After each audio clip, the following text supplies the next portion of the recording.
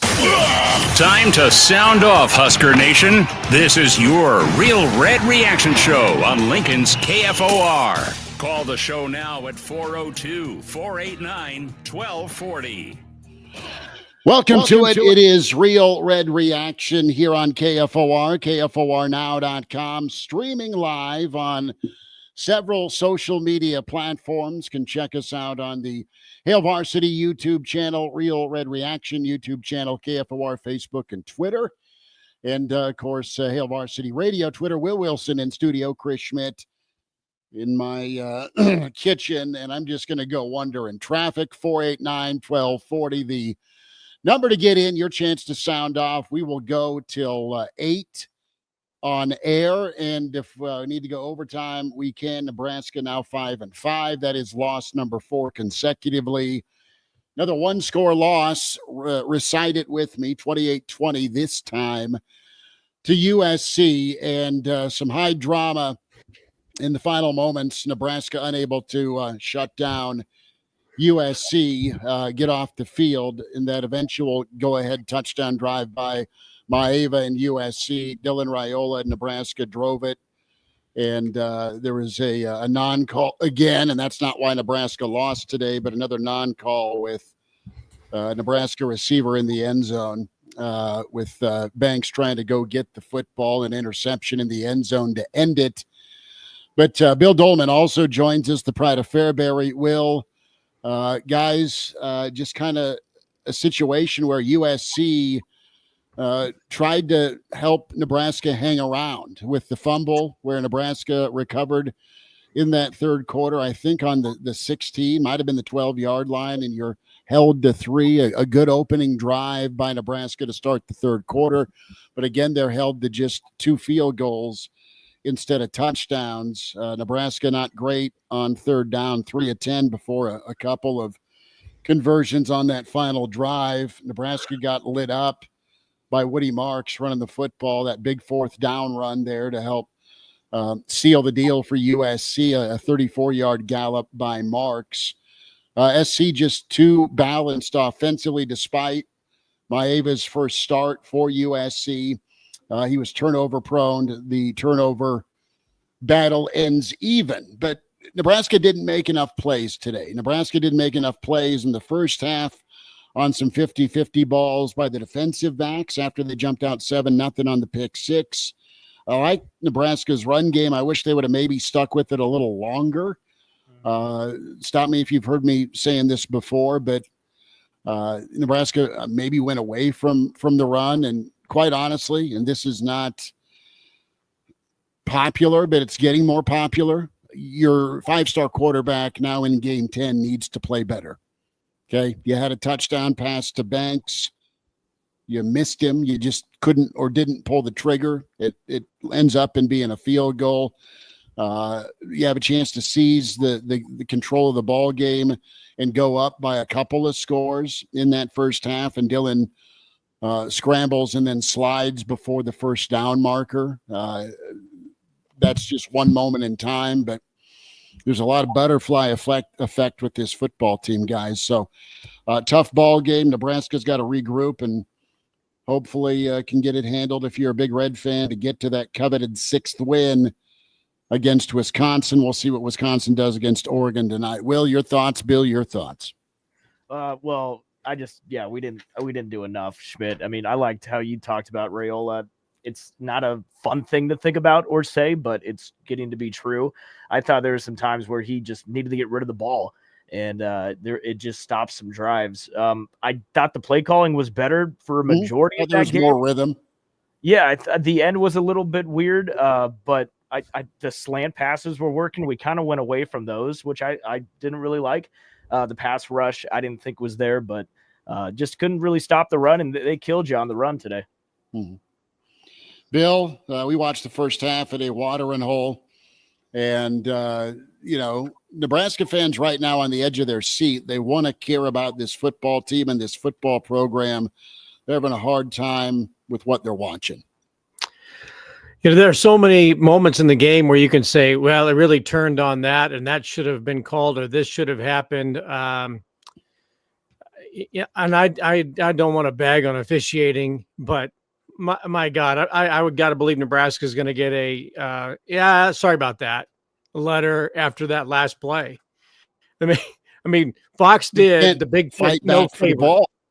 but Fox did the Big Ten zero favors in replaying that 2 or 3 times after the game was over and seeing Banks just completely held. Now, is he going to make the catch? I don't know, but you got to let a guy at least make a play, have a chance to make a play in a situation like that. No, did it come down to that? No, because Nebraska still would have had to have gone for 2. We know Nebraska's history in going for 2, but look, a penalty is a penalty, whether it's at the end of the game or the middle of the game. There should have been one, I think, when they picked up the first down on 4th and 1, when Hartzog, who got tackled. But the game wasn't decided by the officiating, but the officiating should have helped to decide the game. Now, I turned to you in the first half, and I thought the game turned when Dylan slid instead of diving for the first down, and he comes up a yard short. It was at that moment in the game where USC you had the pick 6, you get the ball back, and you've got a chance to, you got some momentum early on, but USC seemed like they were having a hard time trying to find their motivation. It was a little bit like watching Nebraska UCLA a couple of weeks ago when Nebraska comes out at home and just kind of flat, and then Sierra Wright gets that touchdown and gives you a 7-0 lead, and you got a chance to put a drive together and put some more points on the board, and the slide rather than the dive forces you to give the football away. And Maeva got into a bit of a rhythm. They certainly knew where Hartzog was at all times on the field, Especially 3rd and 8. If you take a look at a stat sheet after the game, they now include not just number of catches, but number of targets. And I got to believe the most targeted person on the field today was Malcolm Hartzog. Wherever he was, that's where they threw. And they took advantage. Look, he plays with a lot of heart, plays with a lot of soul. You love the effort that he gives every time out, and sometimes that's more than the teammates around him. But let's face it, when you're 5'7" and you're playing against, California, style receivers, they took advantage of it today. And look, there's a lot of points when you can moments when you can point to this is when the game changed. The tap around catch to pick up 9 yards on 3rd down and 10, and then they get that long play on 4th and 1. It's another disappointing loss. I will agree that I thought offensively there was more rhythm. Mm-hmm. I have been a huge Emmett Johnson fan from day one. He gives you the kind of running back that Marks gives USC. I thought he was a star today, but the offense was better. But we've kind of been singing this song for 20 years now. It's getting old. It is 489-1240. You want to join in your reaction to Nebraska falling to USC 28-20 out the Coliseum. We'll check in with Elijah Herbal when he is in a safe space as he is exiting the Coliseum. Mark Cranack might join us as well, but 489-1240 to get in. 489-1240 to get in. 800-825-5865. Nebraska had their opportunities. They led twice in the ball game, 7-0, and then they went up 17-14 to begin that third quarter. But ultimately, not enough stops defensively. Defense wasn't awful, but they went south from a TFL standpoint as far as a negative play. And USC just had a lot of answers from a play call standpoint with some quarterback run, with an option, with Maeva. Really, he had a chance to implode, and I credit him for bouncing back after that start. He really settled in. But you have instances where Nebraska's secondary has a bust or two, and they're not on the same page. You have communication issues, continually with what's supposed to be happening in coverage and what's being called defensively. John Butler and Tony White, and then the 11 on the field. Ty Robinson played a good ball game, as did Jamari Butler.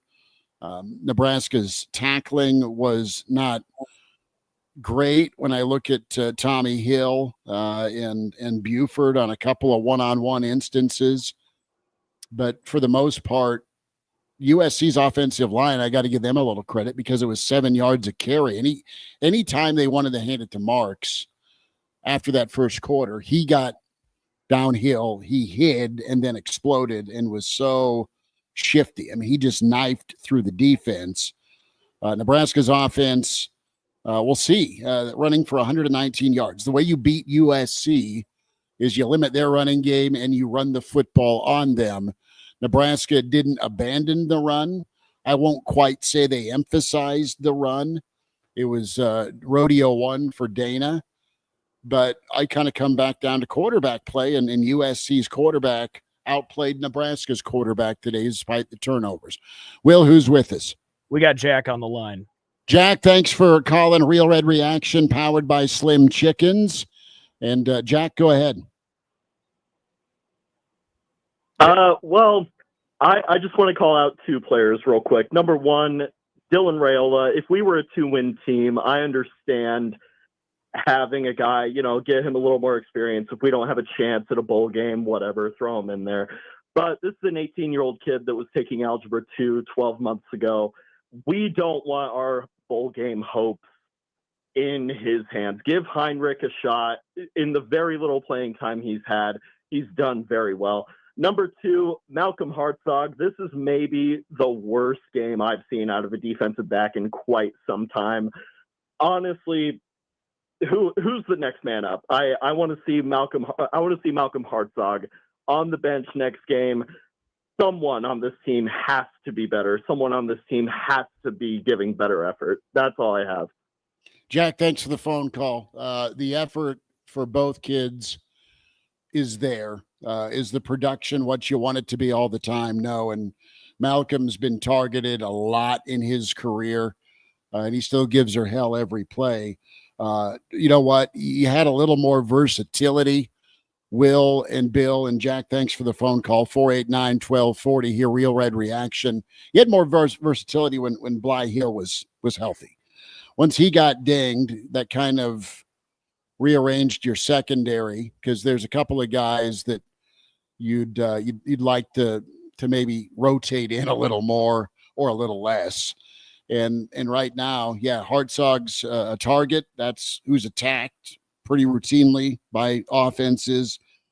And, if you saw Harburg go in for a couple of quarterback runs, I don't disagree that maybe it's time to look at Harburg for a series or two, see if it can further spark the offense.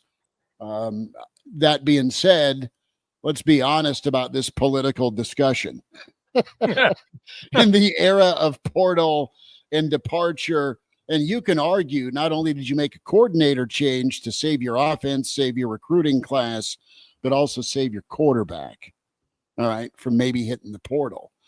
If you, I don't know how the Raiola contingent would take him not playing quarterback, period. Does he need to be better? Game 10 going into game 11? Yeah, he does, because his run game helped him out. His receivers don't always get open in man coverage, but there were more windows for him to throw. He looked more decisive at times tonight or today, just getting the ball out. You get 4, 5, 6 yards, and it was 2nd and 5, and then he could get the run game going a little bit, and it worked out all right. But when push comes to shove, there's still a couple key three throws, fellas, that he is still not pulling the trigger on, right? And I go back to that Banks screen that was walk-in end zone, that the defensive back had no clue where the football was. All he had to do was let it fly, and it's touchdown instead of 3. And you take the lead versus being down 1. Whole different situation for USC with what they got to do, and they ended up scoring a touchdown anyway. But we thought this would be a close ball game. I don't know. I don't know how far that goes. It can be talked about on post-game shows. It can be talked about during the week on radio shows and message boards and, your group buddy texts. But when push comes to shove, I don't know that you have the ability to even let your freshman quarterback non-injury watch a series, Bill. Well, one thing it's a political hand grenade, as they say. Well, yeah, and the UNLV quarterback and Miller Moss, the former USC quarterback, they're all standing in the transfer portal TSA line already. So, that line's going to get longer and longer. Like, Dylan Raiola is going to do what Dylan Raiola wants to do. That's just the era that we're in college football, and players have all the power at this point. So, I have a hard time believing that he's going to leave, but this is just a confounding, game to think about, because the moments that Nebraska had the opportunity to really take control early, and I think put USC away. And I go back to that second drive that ended in a punt when something could have happened. And then, Maeva, gives Nebraska the football. I don't remember exactly where that fumble was. It was about the 12. I was thinking the 20 or the 12 or something like that. I was deep. How is it? This game reminded me so much of the Ohio State game. How is it that Nebraska can get the ball inside the 15-yard line, the 12-yard line, the 7-yard line twice, and you just feel like they're not going to score? They're not. They're going to have, a Hope Hole can make a field goal. I mean, that's where we are right now, and that's confounding. That when who was it? Bayer picked up the ball or recovered the football. It was like, oh, if he just could have kept on his feet, they could have gotten the touchdown. But now the offense is out there, and it's not going to happen. And Raiola at the beginning of the season, and I get that it was UTEP and not UCLA or USC or UNI even, but early in the season, he had a real knack and a confidence to survey the field and find the open guy. And on that little dump off you're talking about, when he didn't throw it to Banks, it was just like, I've got to get the ball to Emmett. And he was directing traffic and just flips it to him.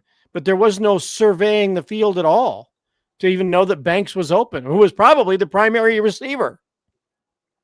But he does not have the confidence. And it's I've said this last week and maybe the last couple of weeks here and on the Average Joe Sports Show, which we will be live with tomorrow morning at 10:30, that I think it would have been acceptable and beneficial for throughout the season, each game, to have a couple of series where you break out the iPad or the tablet or the Nintendo, whatever it is that they have on the sidelines, and you have them, look at what's going on and, talk about what he should be seeing when he gets back out there, and give Harburg a couple of series instead of every snap of every game goes to him as a true freshman. Reward Harburg for loyalty and hard work and acceptable talent. I mean, he's a good running quarterback and he's improved as a passer, but give him a couple of series on the bench to take a look at, the pad, and then do some coaching and then get him back out there. Now to sit in for a couple of series seems like, well, that's just not going to be an acceptable way to handle the situation, because we're afraid he might leave. Nebraska's got a pretty good stable of quarterbacks maybe behind him, right? But no one's bigger than the program. And listen, Dellen didn't play so poorly that this is all on him, but there's more plays you need your quarterback to make this late in the season in these 2-minute drill type games. We head out to Los Angeles live outside the Coliseum. Elijah Herbal with us here on Real Red Reaction, powered by Slim Chickens. Say it with me, 4 weeks in a row. Eat your feelings. 14th in Pine Lake, 84th in Old Cheney. Elijah, how was the environment? How was the experience? And despite wherever you were in the the stadium, you also saw a hold/partial tackle that was not called on Nebraska's last play from scrimmage. Tell us about your experience there. Nebraska falls by 8. Yeah, I don't know how my connection is out here, so You're I'm going fine. to do the best I can. It was honestly a better home crowd from USC than I expected. They didn't really get loud till the fourth quarter, but whenever they made their voice heard, they were loud. Still plenty of Husker fans out here, ran into a couple of listeners in the bathroom actually about halftime. So good experience at USC. The result, obviously not what Husker fans want. I got a lot of questions. I'm jumping in a little bit late here, so I don't know what you guys have already covered. That being said, I look at the third down defense from Nebraska, not good enough. I think Nebraska had some turnovers that they could have had defensively that you look at Malcolm Hartzog on the goal line and you wonder how that thing got through his hands. It's a question of missed opportunities for the Huskers today. I think you can even look at missed opportunities with that fourth down play in the fourth quarter where Nebraska calls the timeout. They come back out. I don't think they liked the look they saw. So they decided to take a delay of game and punt the football away. I think that's going to haunt Husker fans' memories. I saw Huskers Game Day posted on Twitter. Love that account. You have to ask yourself, do USC fans want Nebraska to punt the football or go for it in that circumstance? They all wanted Nebraska to punt the football. Makes me think it was the wrong decision. I don't know what Nebraska's staff saw in that moment to say, you know what, we want to punt this football away. But I think going for it was the right move. I know that you have 9 minutes on the clock still. You think there's a lot of game left, but the game really swung in that moment. You punt the football back to USC. USC drives the football down, and down by 8, I think a lot of hope from Husker fans left the stadium in that moment whenever USC drove down and scored a touchdown. So I think you have questions about that fourth down play call, but at the end of the day, after about the first half of the first quarter, Nebraska's defense turned into a bit of a sieve, and rest is kind of history. 450 yards from USC offensively. You leave plays in the field defensively. You can't get off the field on third down, and Nebraska's defense looked marginally better. Wasn't good enough. Nebraska's defense wasn't good enough. Thank you, sir. Didn't quite hear that, but no, that's a great synopsis. Situational football. There were moments where USC screwed up and was trying to go silver platter for you, and Nebraska can't take advantage of a team that like Nebraska is good at getting in their own way. What's the mood, Elijah, of the fans now? I mean, can this damn season get over quick enough? Was there a little bit of encouragement that, again, they played tough, but it was a predictable outcome? Was there any Dana love, anything you've experienced since this thing just got done here about 30 minutes ago? The story of Husker fans out here right now is, I tweeted it. I think the Husker fans feel the same way. Everyone's seen this movie before. No one was surprised with the result after Nebraska punted on that fourth down play. Nobody's surprised. I think everyone's like, well, at least we're in LA. There's disappointment, but there's not surprise in how this game went at all from Husker fans. It's that story that you've seen so many times from Husker games over the past 8 seasons where it's, man, that game was there for the taking. Nebraska couldn't take it. That's disappointing, but life goes on. That's kind of the feeling from Husker fans. It's just, when is the same old story going to end? Because there was that same feeling from Husker fans in the fourth quarter of, oh, here we go again. They're in the game, but we know what the result is going to be. And I'm not sure if you had that same feeling at home, but it was there from Husker fans during the stadium. There were a lot of Husker fans around, and that feeling was just, we know how this is going to end. And I think I joined Husker fans in that feeling. I knew how that game was going to end. And that's zero faith they could go get a tie. Exactly. Zero faith whatsoever. And you felt like even if Nebraska pulls the rabbit out of the hat and scores a touchdown, they're going to find a way to screw up the 2-point conversion. And I don't disagree with Husker fans in that regard. You knew how it was going to go. It went exactly how you thought it was going to go. Husker fans, I think, accepted it midway through the fourth quarter, and now they're off to go enjoy their night in LA. So I hope Husker fans stay safe. I hope they enjoy their night in LA, but it's disappointing, but not all that surprising based on how the game was going. Nebraska's defense couldn't get a stop when they needed it. Nebraska's offense couldn't pick up a third down and short whenever they needed it.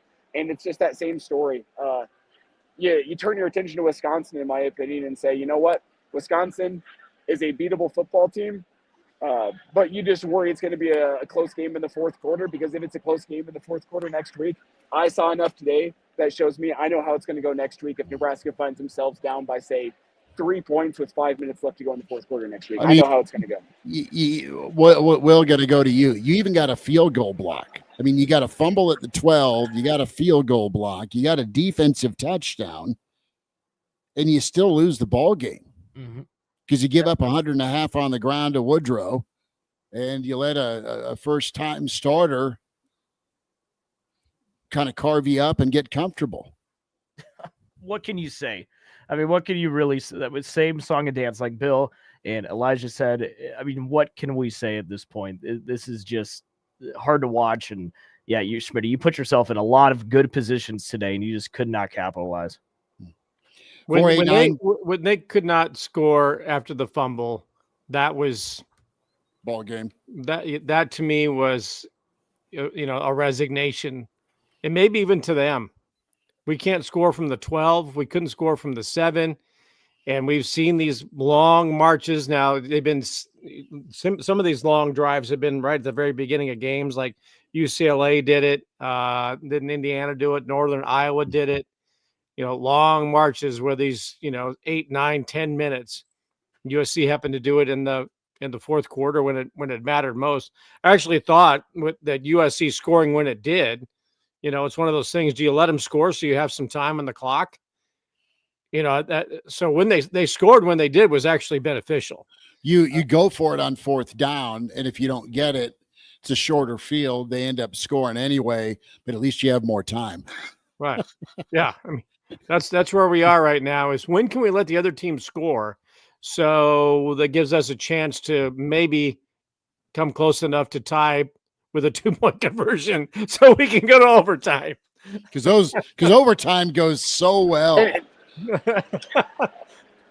Look, and I still have nightmares of Ken Calhoun in the 1984 Orange Bowl. Okay. So whenever Nebraska goes for 2, I go back to Turner Gill and Jeff Smith, and shouldn't have called a pass then either, Bill. I know. What were you gonna say, Elijah?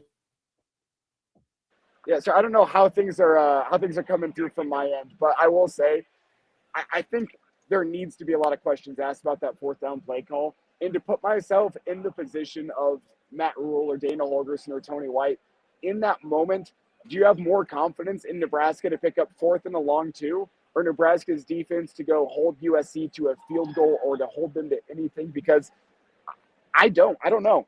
I don't know what the decision is. Do I feel more confident in Nebraska to pick up 4th in a long 2? I don't feel great confidence they'll do that. But on the flip side, based on how the game was going, I didn't have great confidence that Nebraska was going to be able to slow down Woody Marks or USC's passing attack. I mean, Deuce Robinson was killing Nebraska today. I didn't have confidence in either side of the football in that moment. So I feel for the coaches, but the decision they made clearly was wrong to call the timeout, I guess waste a timeout, to go see what defensive look USC was going to give for you, and then take a delay of game and punt it. It feels like a lost cause at that point. If you're going to call the timeout, you go for the first down. That's how I feel about it. You don't call the timeout and punt.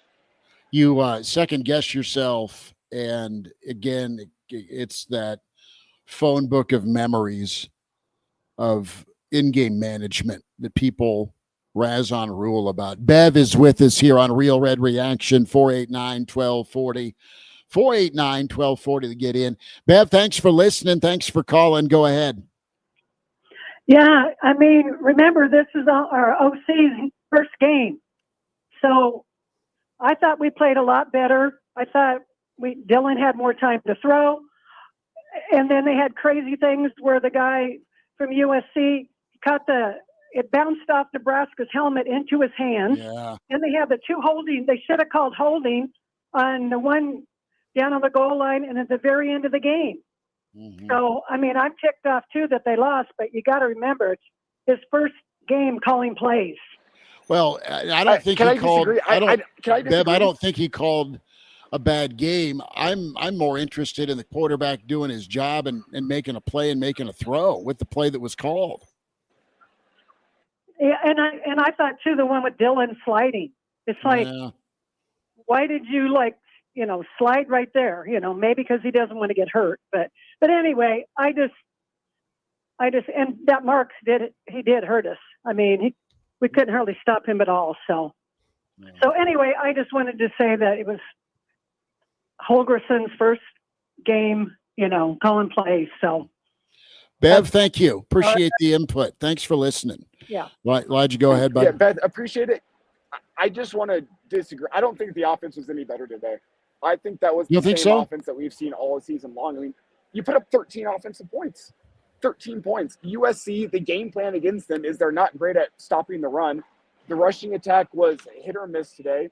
Dylan Raiola was fine. He had a little bit more time to throw. I just don't think you saw a wildly different offensive performance today. I think you saw 2 or 3 screen plays that you picked up good yards and Husker fans went, woo, that's great. You saw a couple run plays hit, but to me, it did not feel any better than what we've seen so far this season. And I don't know. I don't have a look at the stats in front of me. I am going on just memory from watching in the stadium, and I'm going to have to go back and rewatch this football game. I don't think the offensive performance was enough to me where I went, yeah, that was better. It felt the same.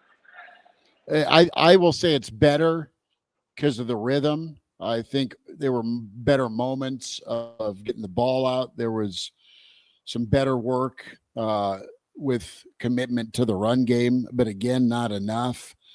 And it was just better in the moment, real time, with the sequencing of plays. You guys agree with that? I mean, I thought it looked more composed, but it was still a nightmare from an organization standpoint when push came to shove. Do I go for it on 4th and 1 or not? That's not the OC's call. That's the head coach's call. Part of what I liked about it was there were some other characters that were in the play.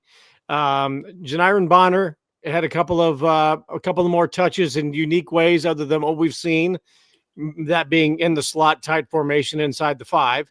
I think that he was used in a couple of more unique ways, or at least, he had his hands on the ball.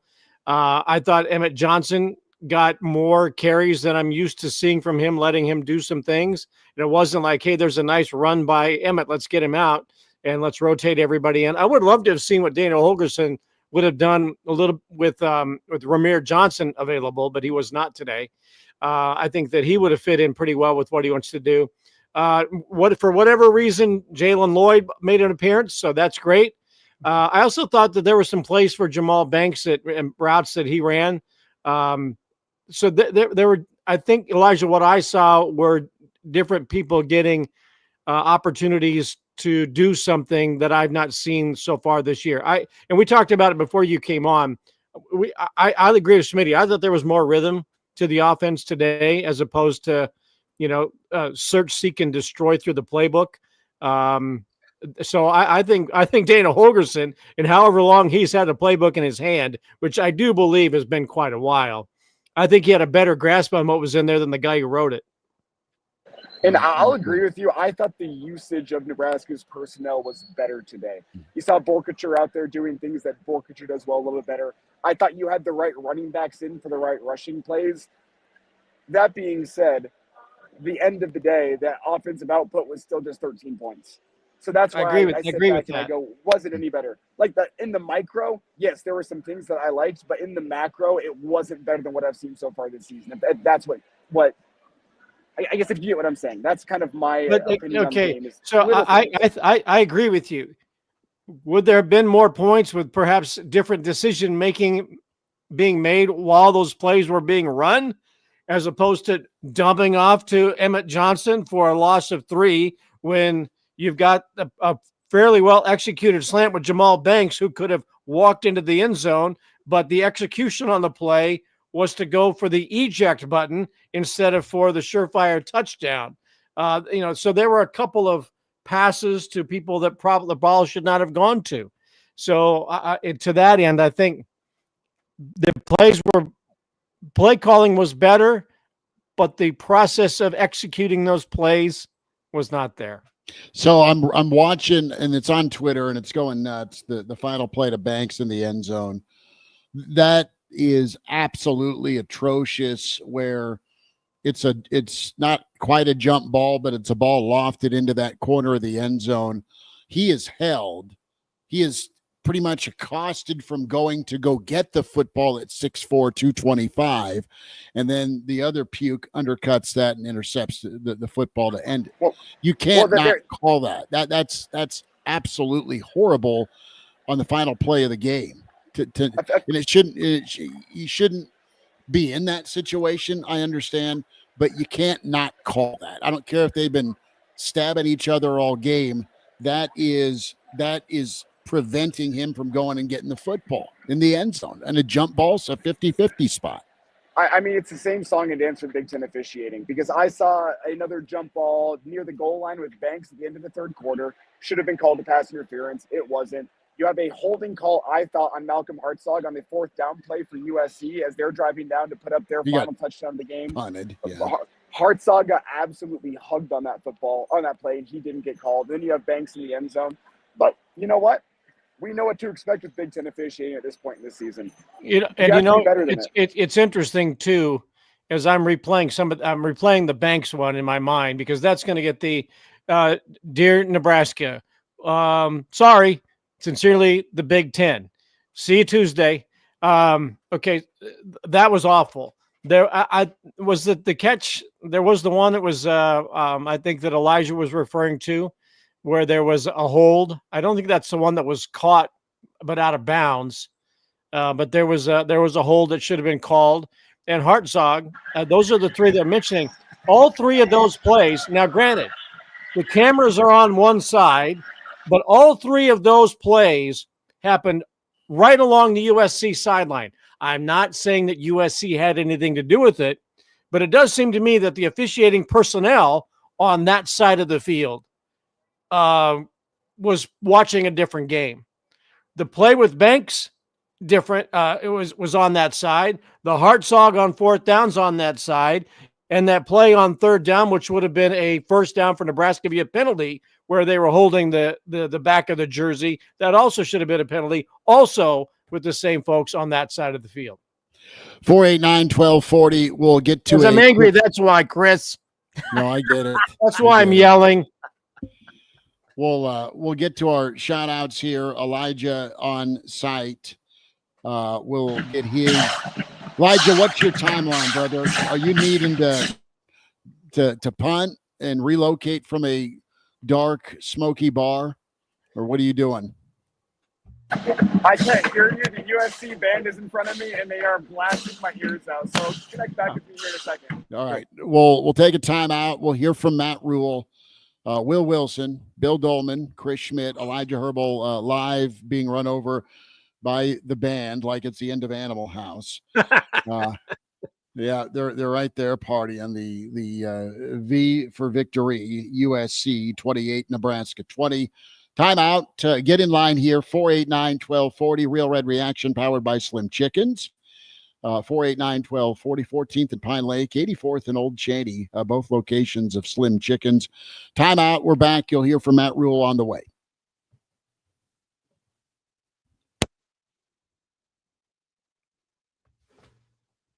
This is your station for local news, talk, sports, and weather. FM 101.5, 1240 AM, KFOR, Lincoln. You've got your very own handyman to help remodel your home. My father-in-law and my dad had both used handyman over the years. My husband was like, I can remember when I was a little kid, his dad had to pick up some parts and he was standing there and a man came in with a random something and he was describing this part that they needed. They're like, yep, we've got it, and went over and he brought it back and showed me. He's like, yeah, that's exactly the piece I need. We've experienced that. Always great attention, great care, great kindness, interest in you you as a person and your project. We've replaced toilets and water heaters and water softeners, and he comes in, he'll say to them, this is what I'm looking at. He'll take him back to wherever it is. He looks at the different things, and then when you leave, you have every part you need. It's always been there. They're super handy. They know their information. They know their products. That is priceless. Handyman Home Remodeling Center. For the very best in bathrooms, come to Handyman under the arch on Sun Valley Boulevard, Lincoln. Handyman.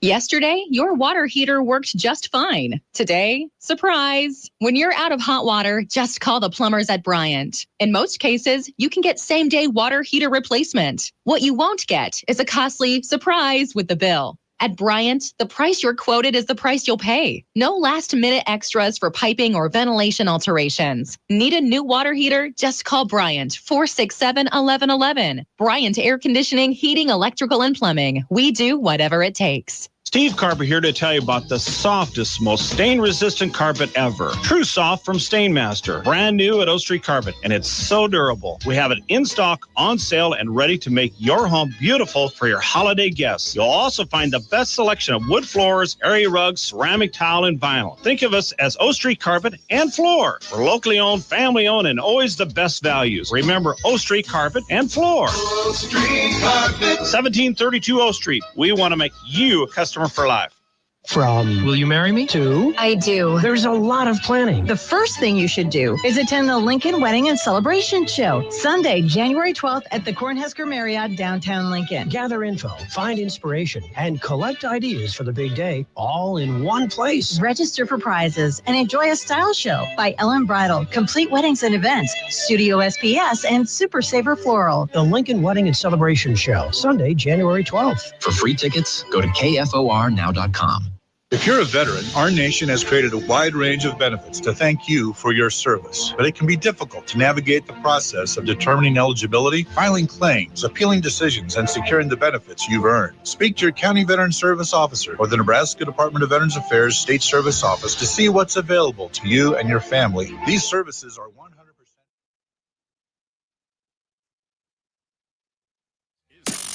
This is the Real Red Reaction Show. Phones are open now. 402-489-1240. Back with you. It's Real Red Reaction. Chris Schmidt and Elijah Herbal live in Los Angeles. Bill Dolman, Will Wilson, and you. 489-1240 to get in on Real Red Reaction. KFOR, KFORnow.com. Elijah, I know your phone's about ready to tap out, so we'll give you a final thought, let you get on to with your evening, and appreciate the coverage and reporting and contributions with you being out in La La Land, Nebraska Falls 2820. And we're going till 8 on air on KFOR, and then a little longer probably in the Stream Hail Varsity YouTube, Real Red Reaction YouTube, and KFOR and KFOR Facebook and Twitter as well. Put a exclamation on this point, on this, Elijah, and then we'll go to Matt Rule. I'll just say, first things first, the result wasn't what Husker fans wanted today. I will say, if you as a Husker fan ever get the chance to make it out to LA for a football game, good time out here. I think the apathetic nature of USC fans might be a little bit overstated. The stadium was not full, no, but whenever it was fourth quarter time and it was time for them to get loud, I tipped my cap to them. They got louder than I thought they would. LA is a fantastic place to come out, and I am glad as a Big Ten fan that I'll be making more trips out here. Maybe we'll be out here next year for the Rose Bowl as well. The game didn't go how Husker fans wanted it to. I wasn't terribly encouraged that the performance that we saw today was all that different from what we've seen in previous games this season. That being said, I still think I saw enough today to think that Nebraska has a chance and a good chance to get bowl eligible next week against Wisconsin. USC is a tough team to come in to beat at home. Their offense was rolling. Maeva came in, and once he knocked off the rust, he played really, really well. He showed why he was one of the better quarterbacks in the Mountain West last season. That USC offense as a whole, I think, just has skill makers and future NFLers all over the field. Husker defense is going to lose some of the older guys next year, and they're going to be closer to what Tony White wants them to think. A loss, while discouraging, is not an ultimate sign of, you know what, this isn't going to work. I am not going full worst-case scenario for this Husker football team just yet. it's disappointing. I have still a lot of questions coming out of this football game. I'm struggling to put a lot of my thoughts into words because it's similar to how we felt other times this season, where it's like I'm disappointed by how the game goes, but I'm not completely dejected as I was in previous seasons. There's still, I think, young playmakers on the field, guys that are going to be good. Nebraska needs an influx of talent. I think they need to do well in the transfer portal this season. 2-0 or 0-2, either way, it would not surprise me to finish out this season. You'd like to get this one. I still believe that your best chance at bowl eligibility is next week against Wisconsin. So I turn my attention to next week. Wisconsin, you're coming back home. You have another week under Dana Holgorsen to figure things out, and we'll see where the Huskers go from here. But disappointed but not dejected is the mood, I think, here in LA. All right. Elijah, off to the City of Angels you go. Behave, and if you need bail money, call. I don't think I will. I'll see you guys on – I guess I won't be in on Monday as I have a long travel day coming up on Monday, but I'll make my thoughts clear tomorrow morning. The Average Joe Sports Show live at 9:30. I'll be checking in for that from the patio of the Airbnb, so I'm looking forward to that. I'll get some more thoughts. I hope to get a rewatch of this football game accomplished a little bit later this evening. And I don't know. Bowl eligibility is still a goal. It's still a milestone, and I think Nebraska got a good chance at it next week. But on to the next one, and I'm going to go enjoy my night in LA. Thank you, guys. Take care, Elijah. Be good. Appreciate you. Tad, before we get to Matt Rule, Tad, go ahead. Thanks for calling, bud. Hey, guys. How are you? Elijah, you look like a deer in headlights when you were out here in California. But good job, buddy. Good job. Hey, listen, you guys, I'm going to tell you, I was at the game. We have to run the football. We need to take the freshmen, put them on the bench, and put Harburg in there and start pounding the football and keep ourselves in games. Do it the opposite way. Bring in Raiola in passing downs. Do it the opposite way. Thank you, guys. Appreciate it, Tad. Good to hear from you, bud. Thanks for calling. 489-1240, Real Red Reaction. Powered by Slim Chickens. We have told you Matt Rule's coming up. Now Matt Rule is here. His post game here on KFOR, KFORnow.com. All right. Obviously disappointed that we didn't win the game.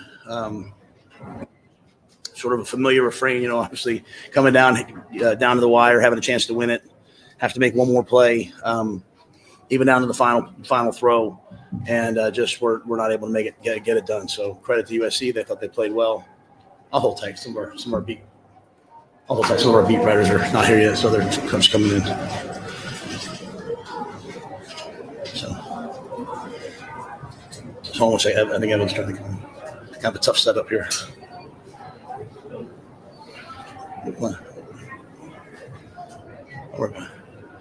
as like I said, tough result. I thought the guys laid it on the line. Play here or play there. Even on that last drive, the ball goes through our hands. They catch it, get the first down. Just really in the first half, two big plays for them that went through our hands resulted in the touchdown. The play to get us down to the 6-yard line. So. I kept trying to calm the guys on defense down on the sideline, saying, "Hey guys, this game's going to come down in the fourth quarter. We all know it is." And it did. So, but credit to Dana, to be able to come in after a week and be put in those situations, and even at the end trying to move the ball, final plays, fourth down. What I do know is that we'll only get better and better and better. I think offensively, you're just now beginning to see the genesis of what I know will happen. A lot of our special teams versus some really special returners showed up. We kicked the ball well, kicked off well. We blocked a kick today. So a lot of things that we did well.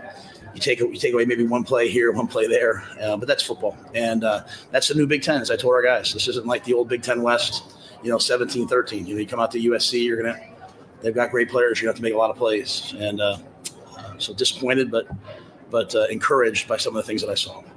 On the one timeout you used, one unit, were you considering making it or? We were gonna fake it if they set out their punt return team, and then because they kept their punt safe out there, and then I just felt like, hey, we should go for this. It was right in gray area there. So we lined up, and, if they gave us the look we wanted, we were going to take it and go for it. If they didn't give us the look, instead of throwing another go ball, I was going to punt the ball down and, let the big guys go play. And I think at the time it was a 1-point game. So I felt good. It was 4th and 3. It was 4th and 2 or 1. I would just gone for it, but it's in that gray area in between. And I felt like, hey, taking a 5-yard delay a game wasn't going to hurt us. So went to run the fake. It wasn't there. Call time. I said, hey, let's go for this. Dana came up with a play call. If it was going to be all out 0 blitz, we were going to throw a go route. Didn't want that. So I said, hey, take the delay. So kind of a unique set of circumstances there, but really was just trying to make a play there and trying to extend the game. But we punted the ball down well, had good field position. I'd like to think that, we would be able to get the stop there. We just weren't able to get the stop there. How surprising was that fourth down call that Brian made on the option? To be quite honest with you, I was going up and down the sideline saying, hey guys, they're going to win the game in 4 minutes with the quarterback running the ball. I expected them to do something of that ilk. I can't say that I thought it would be the, speed option. I thought they were going to pull the ball and have the quarterback run it. It's a credit to our interior, front, but it was a great play call by him. And I'll have to go back and look at the tape to see what exactly happened. Anytime you run those plays, we're in man, we have someone for everyone. So I'm not sure exactly how it unfolded because we had to snap the ball the next play. But, down the stretch, even that, and then down in the red zone, they ran the quarterback both times, which is obviously something we knew with Maava coming into the game, could show up. What do you think of just the operation, the mechanics of Dana running the offense, just how it's working considering the time that he's had?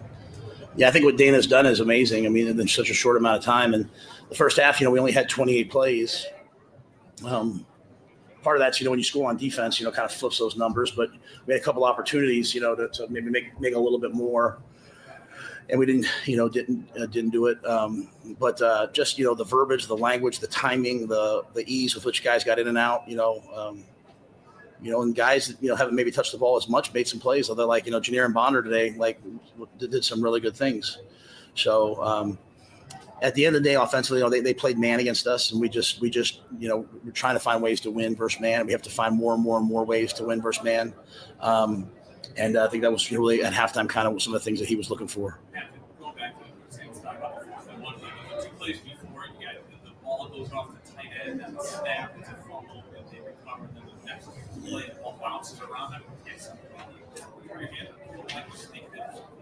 No, that's the worst thing that could happen is if I start feeling snake bit. I feel like I've been entrusted to coach the program, and I'm trying to help us break through. And, anytime you break through, you punch something, you want it just to open up. But you just keep punching until finally it breaks, right? And so, yeah, we had some plays go against us. We also turned the ball over down inside the red zone twice, and we came away with 2 field goals. So I think the more that we the more that we continue to develop offensively under Dana and some of the things that he did, I think the better we'll be. And then again, that was a frustrating play, but they made the play. It's like the ball in the end zone, that I'd like to see us pick that ball off. So they made some plays. They're great playmakers, and we'll continue to work. What did you like most about what you saw from Dana's offense? You're like, yeah, that's the area we got better in just this first game. I think one of Dana's he'll talk to you obviously this week, but I think one of the biggest things that he saw coming in was like, hey, we got to get the ball out of the quarterback's hand quicker. Sometimes it might be a screen, like we threw a screen on the last, leading up to that 4th and 3, and Emmett came out free, and the guy ran over the top and made the tackle to keep us, so. But I liked the fact that he got the ball out of the quarterback's hands. But make no mistake, there was lots of opportunities to make more plays that we kind of gave away, right? And so there's a lot more work to do. There's a lot more, growth. That's hard to say with 2 games left, obviously, right?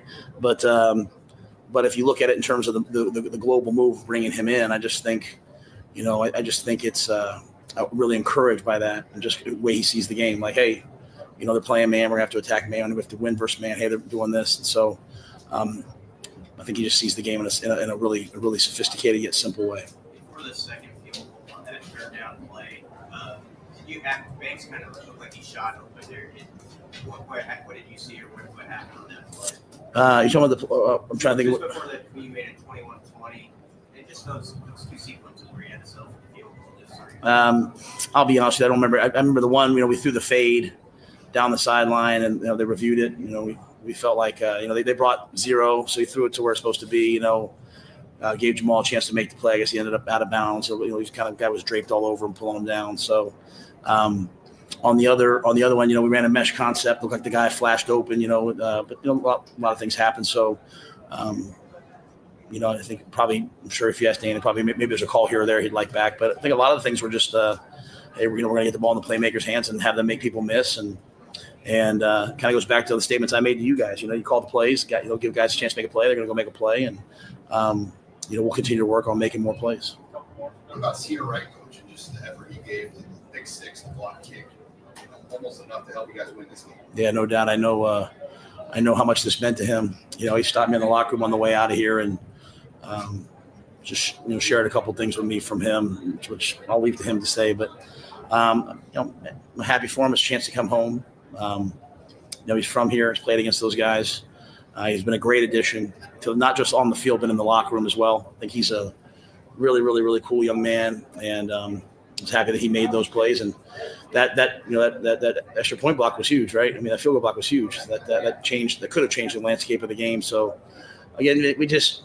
That's the way I see football, right? You just keep developing your players and you give them opportunities, and you go out there. If you want to win the game, you block the kick. If you want to win the game, you intercept the ball, or you make the block, et cetera, et cetera, et cetera. So we had a lot of guys make a lot of plays tonight. We probably just needed one more.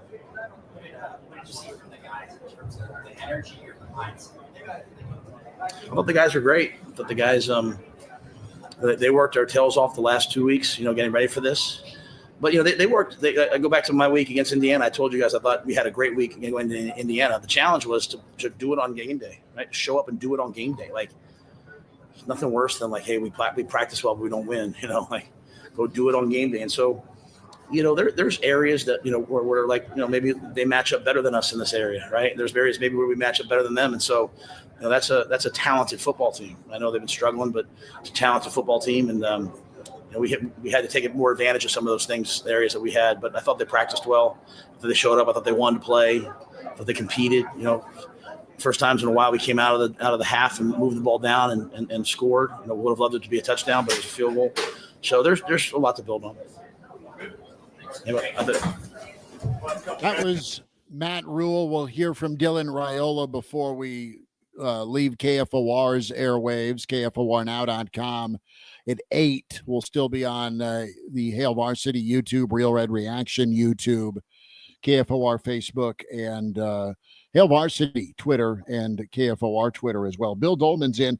Will Wilson manning and running the studio. Chris Schmidt, Elijah Hurley, great stuff from him out in L.A. The last several days. Matt Rule's not wrong. You just got to go make plays, and it sounds easy enough for a coach to say that out loud. And he's right. Guys need to go make a play in the first half in the secondary. Guys need to go make a throw in another 2-minute drill situation. So it just feels like he's still pretty optimistic, which he needs to be. I mean, it's his job. And I think I don't think it's a smoke screen. I think he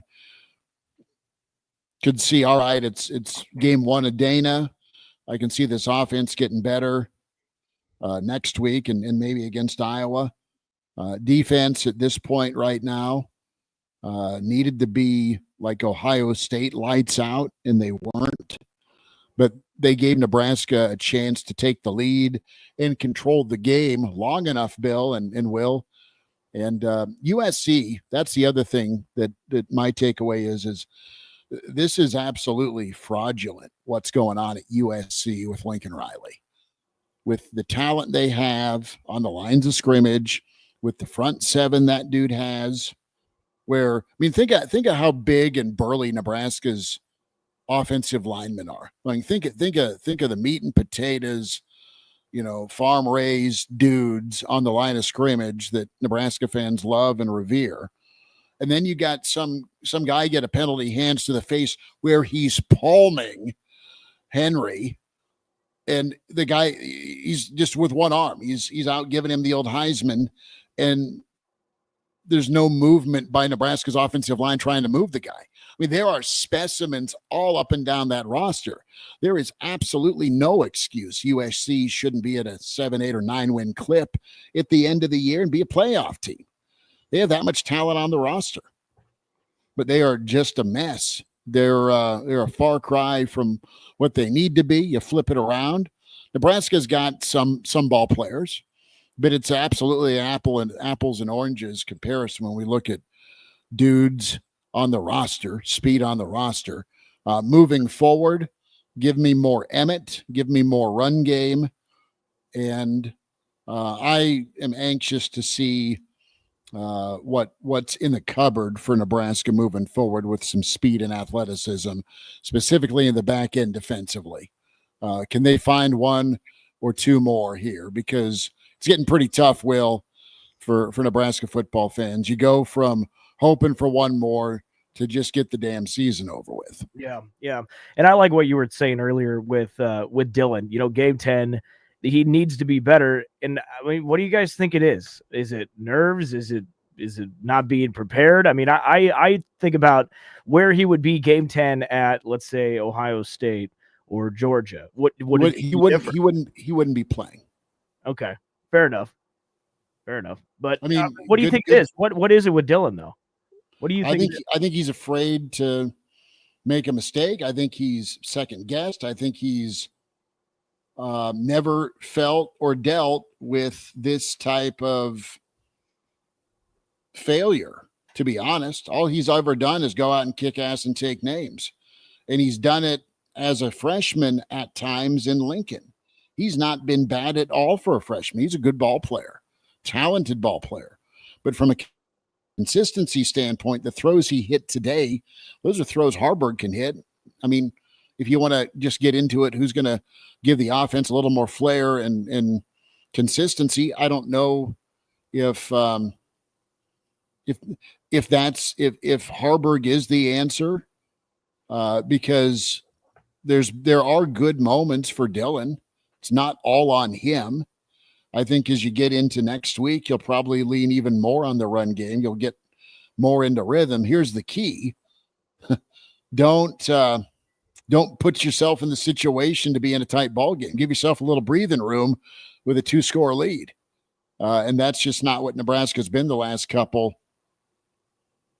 of years. Again, it's this build we talk about. Great Red Shark checks in. Schmitty has it. Dylan has never faced adversity like this, never failed like this. His swag has been erased. And part of that's on the staff. Part of that's on the staff for not helping him through it. Now, you got your breaking case of emergency now, Bill, with Dana Holgerson coming in, and Dana might be able to fix it for year 2. Dana might be able to fix it for game 2 of his tenure of offensive coordinator. So it's not all lost, but the upside is you learn from this, you grow from this, you become bulletproof from it, and you really turn into a quarterback that nothing can flap you, nothing can phase you, and you become great because of these growing pains in year 1. But he just, as good as he is, I don't know what is causing him to pause when a guy's wide open for a touchdown. You've seen, we go back to the missed throw. Like, did that break his confidence back to the Illinois game where he missed the throw? Is he second guessing himself in crunch time? I don't know. Look, I am not going to sit here and pretend that I know everything about Dylan Raiola's high school resume. There are plenty of people who sit next to their computer in various ways, waiting to see who's going to go where when it comes to recruiting. And they know everything about these kids. And the most important day for them is signing day.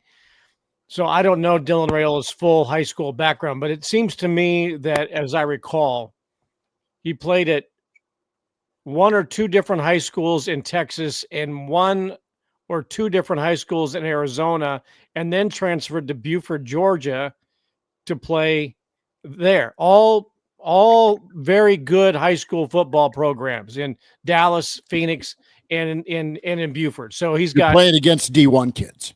but he also he's playing with D1 kids. So he's Sure. playing with very, very good high school football players around him, and probably for the most part, teams that had more talent than they played against. But he played for 4 different schools, and now he's at what, his 5th school in 5 years or 6th school in 5 years. And you have been given the keys to the car, and after the first first few trips in the car, you start facing Big Ten talent, and you can't hide. Now, if you had gone, I'm not saying he should have gone to Ohio State or gone to Georgia. You could hide. I think to a certain extent, as good as Will Howard it was at Kansas State, I think he's hiding a little bit at Ohio State. Got a lot of help. Got a lot of, Carson Beck's not everybody's, critical of Carson Beck right now, but he's got some pretty good talent around him at Georgia. To be saddled with what he has been saddled with, to be the savior of the Nebraska football program, which I don't think is fair to any freshman, unless his name is Frazier or Gill. He doesn't have the same kind of players relative to the opponents that he had when he was in high school. No. That's just, just kind of coming to me that he was playing against relatively similar talent on the other side of the ball, and with very good talent around him.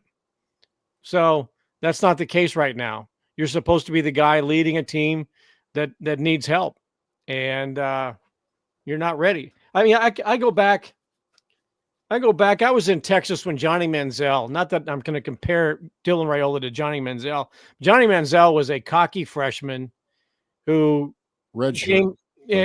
Right. But he came in and, had some decent players around him, but there was an attitude of confidence about him that he played with. He had a swagger. And I think whatever swagger Dylan brought to Nebraska with him has probably been muted a little bit because of the opposition on the other side. And that's why I go back to, he should have had some time to sit during games, get some coaching during the games, and then get back out there if he's the guy. Well, and you're not doing him any favors from a lack of accountability standpoint. I mean, the other side of this too is who's going to give you the best chance to win? Dylan's done that. Dylan went out there, played well enough, was part of the reason that you tuned up Colorado. Why were you close with a 7-win Illinois team? Part of the reason is he has had really good moments this year, but you've not launched from September, man. I mean, folks have figured you out and you've not readjusted. Part of that's your coaching staff hasn't readjusted or given you some help. And as a result, you've made a change at coordinator here with 3 games left. So what's the future hold for the offense? And quarterbacks, man, get the praise, get the blame. It's not all on them, win or lose. But you got a couple of plays to make. There's been a couple of plays to make in these losses, in this 4-game losing streak. And it's got to get figured out, because you can't be 0 for November, man. You just can't. If you're Matt Rule in this football program 2 years in a row. Think of some of those throws that he made early in the season, and again, he was carefree. He wasn't worried about anything. Competition relative, but there were a couple of throws to receivers in the back of the end zone where he made a nice throw and forced them to make a nice play. I mean, that's just the way pitch and catch should be. He doesn't have to be perfect, but guys were making plays. And I don't remember what game it was. It might have been the UTEP game, right? The season opener. He had a touchdown pass in the corner of the south end zone, that the only place that he could have, thrown it and the receiver caught it, and I think it was Nair.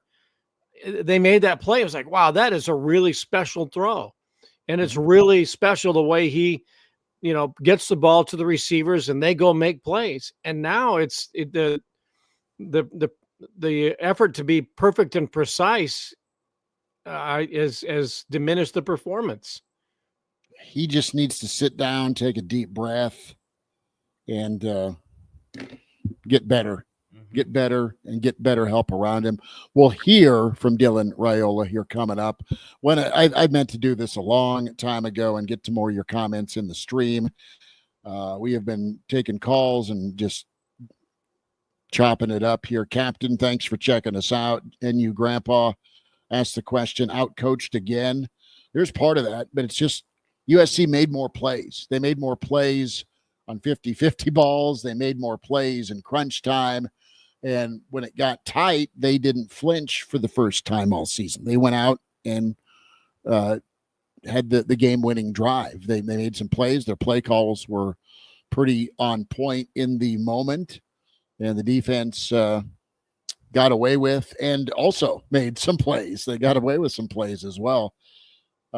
Loose Lips says, whoever thinks Rule is a good coach should get on a plane to the Middle East and never return. There's some fired up Husker fandom right there. Mike is in. Defense couldn't get off the field when they needed to. 6-13. You are right. Your mama is still firing up those 24-ounce steaks, baked potatoes, sweet corn. I can't move. Dolman and I crushed bar food in the first half. It was sweet. Chuck says, sick of this. Nebraska football is the definition of insanity. Doing the same thing over and over and expecting a different result. The Maven, some things never change with Nebraska football over the years. Bruce from Spearfish is in. Seems all too familiar. Black Hills Brennan, just unreal. All this circus catch BS. 5-7 forever.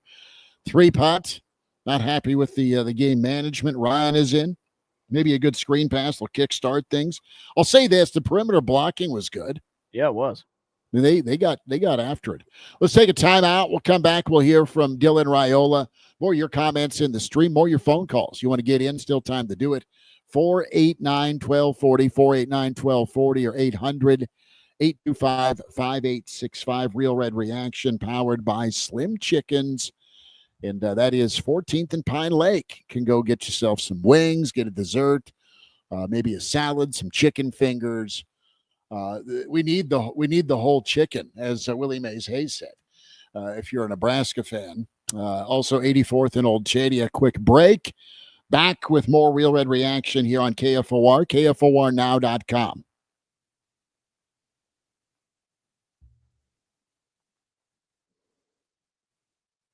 This is your station for local news, talk, sports, and weather. FM 101.5, 1240 AM, KFOR, Lincoln. You've got your very own handyman to help remodel your home. My father-in-law and my dad had both used handyman over the years. My husband was like, I can remember when I was a little kid, his dad had to pick up some parts and he was standing there and a man came in with a random something and he was describing this part that they needed. They're like, yep, we've got it, and went over and he brought it back and showed me. He's like, yeah, that's exactly the piece I need. We've experienced that. Always great attention, great care, great kindness, interest in you as a person and your project. We've replaced toilets and water heaters and water softeners, and he comes in, he'll say to them, this is what I'm looking at. He'll take him back to wherever it is. He looks at the different things, and then when you leave, you have every part you need. It's always been there. They're super handy. They know their information. They know their products. That is priceless. Handyman Home Remodeling Center. For the very best in bathrooms, come to Handyman under the arch on Sun Valley Boulevard, Lincoln. Handyman. You have important reasons to stay healthy. Your family, your work, your favorite hobbies. If you have prediabetes, you can make healthy changes and prevent type 2 diabetes. Search doihaveprediabetes.org and a trained lifestyle coach will help you and a group of people like you learn how to lose weight, become more physically active, and reduce stress. It works. Find out how to enroll at doihaveprediabetes.org. Paid for by the Nebraska Department of Health and Human Services. Hi, this is Michaela Kumke from the Food Bank of Lincoln. Right here in southeast Nebraska, 1 in 7 people are facing hunger. As you are shopping today, please consider grabbing an extra item to donate to the Food Bank of Lincoln. Thanks to our partners here at Super Saver, there are donation barrels located near the front entrance of the store. Or make your donation go even further with a cash gift. Look for our checkout hunger coupons at check stands to add a donation to your purchase. When you give meals, you gift joy. Thank you, and best wishes for the season. An hour ago, you didn't need a plumber. Now you're in a panic. When life throws you a surprise with a clogged drain, plugged or leaky toilet, broken pipe, leaky faucet or water heater, or a bathroom or kitchen plumbing upgrade, whatever. Just call Bryant Air Conditioning, Heating, Electrical, and Plumbing. 467-1111. Keep that number handy, 467-1111. Or go to BryantLincoln.com. Bryant Air Conditioning, Heating, Electrical, and Plumbing. We do whatever it takes. You never think cancer will happen to you. I smoked for over 40 years. My doctor recommended that I get annual lung cancer screening. They were able to catch my cancer at stage 1. It's never too late to quit. Even if you're still smoking, you need to ask your doctor about annual lung cancer screening. Just 30 minutes a year could save your life.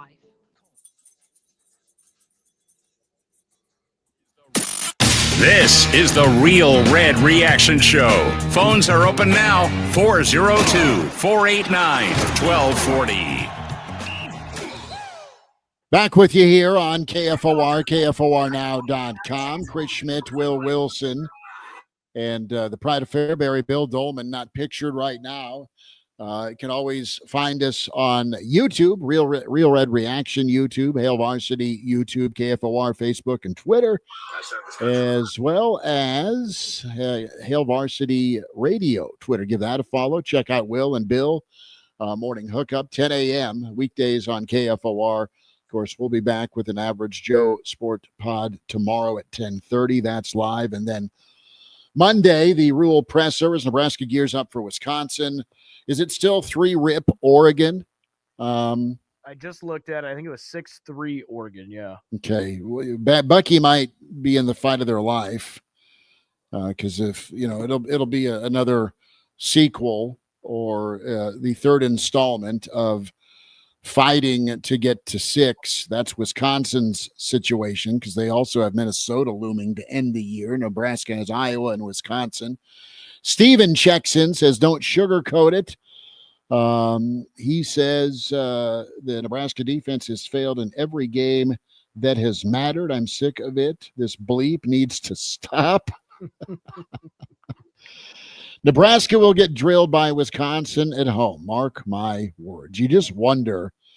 We wondered this week if Wisconsin, I should say USC, was ready to tap out. How interested were they in? I think they would have. I know. All you had to do was just lead them to water and then hold them under. You had a chance, jumped out 7-0.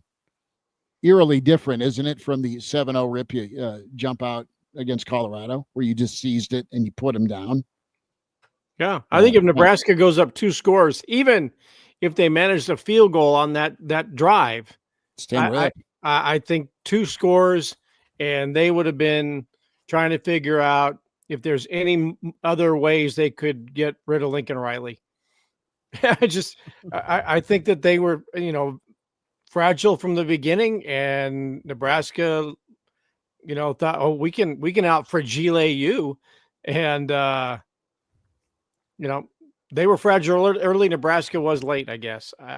It was the bowl game battle, for the love of God, of the 2 most fragile teams in college football when it comes to 1-score games. I think they're 2-8. I mean, it's just brutal with just how it comes down to this time and time again. There's still season left. I'm just wondering, with Nebraska, they didn't get housed, but that game was there for the taking, and that's the point. I mean, don't take for granted that 15,000 folks probably dropped $1,000 to fly, hit a connecting flight through Denver, then went to LA. You're spending money and partying out in LA. You're flying back. I mean, time and time again, the Big Red Army travels, but they're sick of seeing this, Bill and Will. Yeah. Not only that, but the Uber ride, that's not going to be cheap either. Don't forget that, Shitty. No, it will not be. Let's hear from Dylan Raiola as we'll wind down our on-air coverage here on KFOR. We'll go about another 30 minutes digitally to make it an even 2-hour extravaganza. Josh also checks in, ticked off about the pass interference no call. Cliff in from Florida. And before Dylan, I don't think we can emphasize enough what third and that fourth down call also just was monumental. And Rule explained that in his post game, but it didn't sit well with me. Where if we got the look we wanted, then we were going to go for it. If we didn't get the look we want, how about you have a play picked out that is going to succeed if executed against any look you get? How about that? And we were thinking about faking it, but they had punts. Don't get cute, for the love of God. Just go get 2 yards. Yeah. Right? Throw one of those damn horizontal passes to the sticks and get 2 yards. And the short passing game was better today because you had athletes in space that could make something happen after the catch. You got Bonner involved, which is great. But that's who you need to be throwing to. I need to see more Lloyd, fellas. Yeah. I mean, Lloyd made an insane catch for the last 90 seconds. He needs to be out there as well. You've got some personnel to work with. And they had some answers to when USC was bringing some heat. You just can't hold on to the ball too long.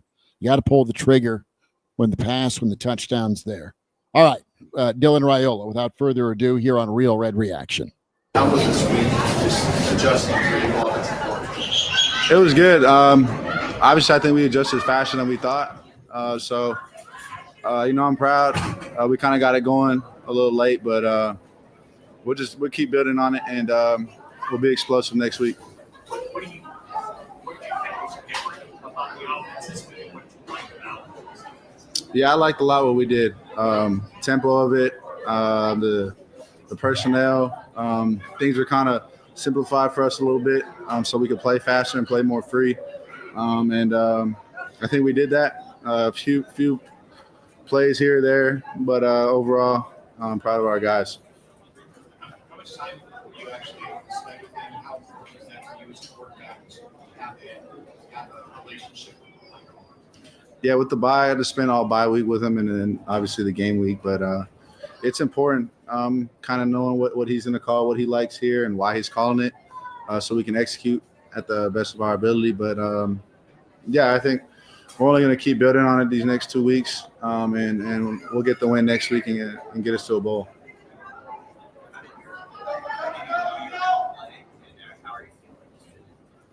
Yeah, I kind of knew all along I wasn't going to let anything hold me out, but I kind of got going on Tuesday, and I held up fine. I think early in the game there were a few plays I got out and ran. I was kind of iffy with it, so to be honest, plays I would try and go get it, but those are 2 plays I wish I could get back and go get the first down for our team.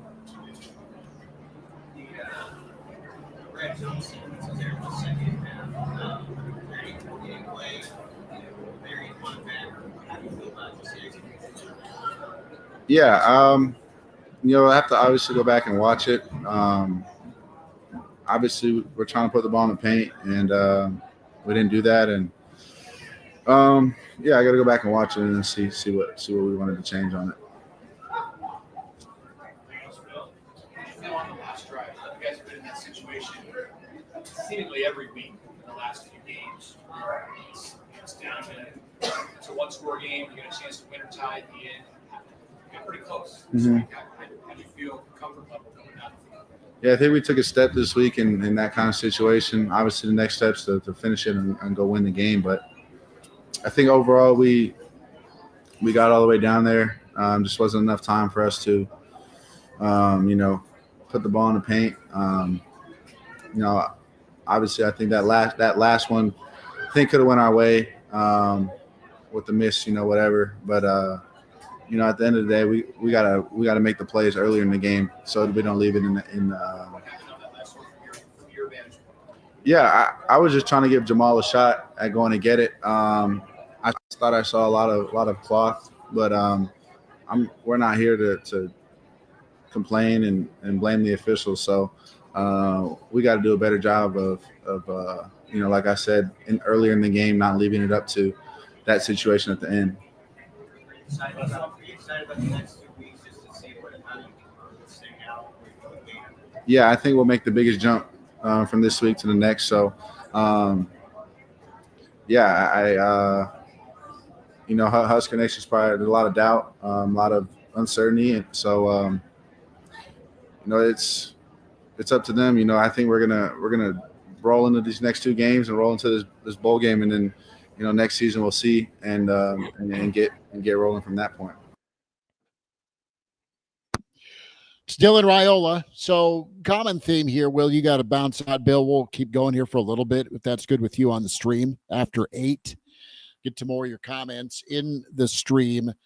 Hail Varsity, YouTube, Real Red Reaction, YouTube, KFOR, Facebook, and Twitter. On YouTube and also on Twitter/X. You have this tone, Bill and Will, of hope. You have this tone of, dare I say, confidence, not only from Rule, but from Raiola right there. I think he likes what he's got in Dana.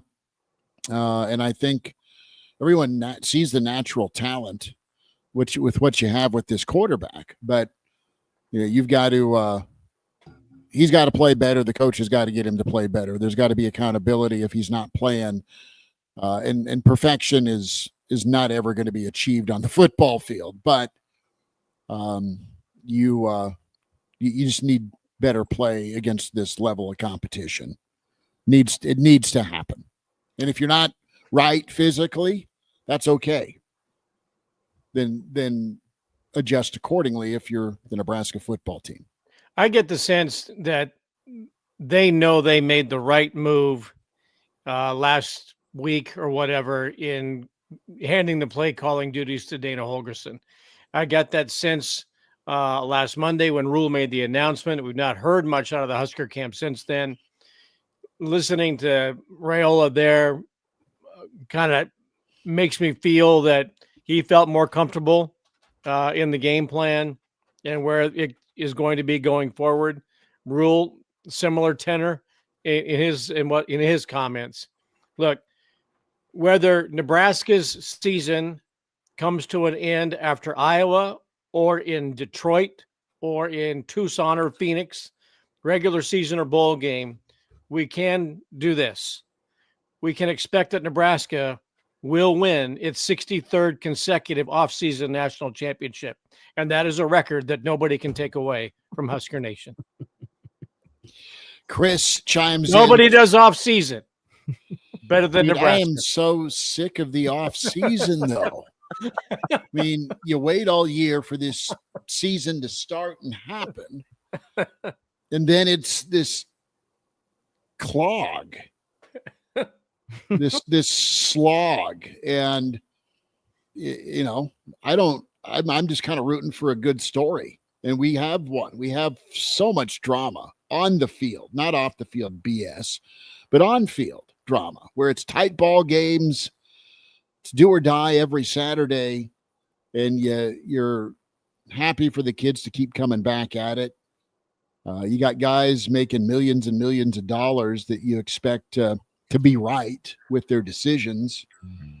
And it's just been an ongoing nightmare, man. 3-3-5 won't work when your secondary is garbage. There is so much miscommunication in that secondary, Bill. At some point, that the millions of dollars that they are, I guess, justifiably making, that has to come with a commitment too. If you're going to be making $1 million here and you get developed here, whoever you are, there needs to be a level of commitment. So we're not paranoid in November, like, oh, who should they stay or should they go now? Right. and listen, you screw up, you get benched. Okay, it happens, and it shouldn't be that. All right, I'm taking my ball and I'm going elsewhere for the same or more money. Right? I mean, coaches have no authority anymore. So you just hope that the. How do we get John's comment off? Oh, I'll figure it out here. So you're out, Will? Yep, I'm going to take us off air right now. So that's going to be the end of the KFOR right now. Okay, thanks for tuning in on KFOR. We'll keep going here. Switch on over on YouTube, Hail Varsity YouTube, Real Red Reaction, YouTube, Facebook, or Twitter. And we'll get to more of your comments here. We'll hang out here probably a little bit, probably about 30 more minutes. We'll go about 2 hours tonight and keep it going that way. As another comment here. And there's a lot of clamoring. Will, thank you much, bud. Appreciate you. Have a good night. We might see you a little bit later.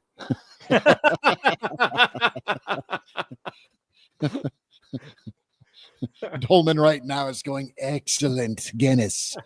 Was Harvey only out there for one play? He had like 13 yards. If so, that's bleep coaching for not getting him out there more.